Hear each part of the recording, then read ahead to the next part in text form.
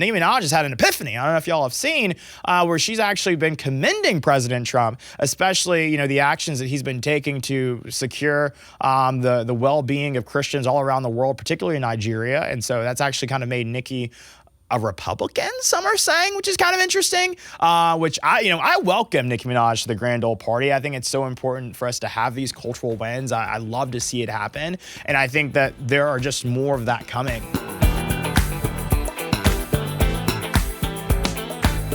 Since our last show, I actually hosted an event in DC. We had a party with Rick Ross, who, for a while, wasn't always the most pro-Trump person in the world. Definitely is a lot more open to him now. There's a pretty cool video of him where he's actually on the same tarmac in South Florida, where his plane is right next to the president's plane, and he's like, this is pretty badass. And I think it goes back to, the fact that a lot of these rappers actually and athletes respect President Trump because of just how unapologetically himself he is, how baller he is, how much of a hard worker he is.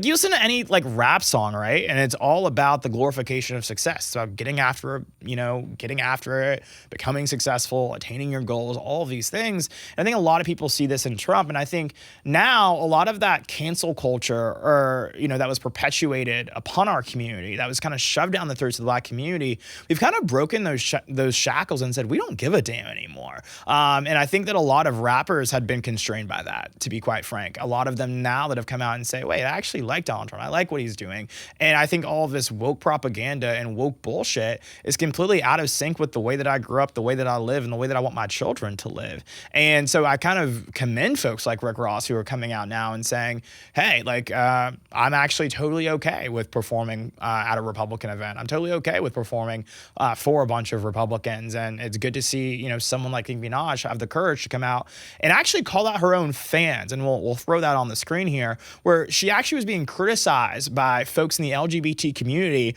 for commending Trump for basically saying Christians should not be slaughtered in any country in the world for their faith alone. And this is a really big problem in Nigeria, actually. We have thousands of Christians that are being slaughtered in that country because of their faith, and she took issue with that. She is a woman of God. She is someone who is a Christian, and she said that this is inexcusable. And she said, thank you, President Trump, for standing up for these people.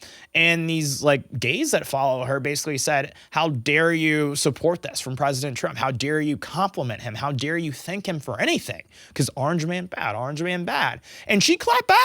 To her credit, she clapped back and she said, how are you going to sit here and take my comments saying, thank you, Trump, for defending Christians, and somehow make it about your sexuality and somehow make it about who you sleep with and what you do in the bedroom? Because no one was talking about that. You made this about you because that's their whole identity.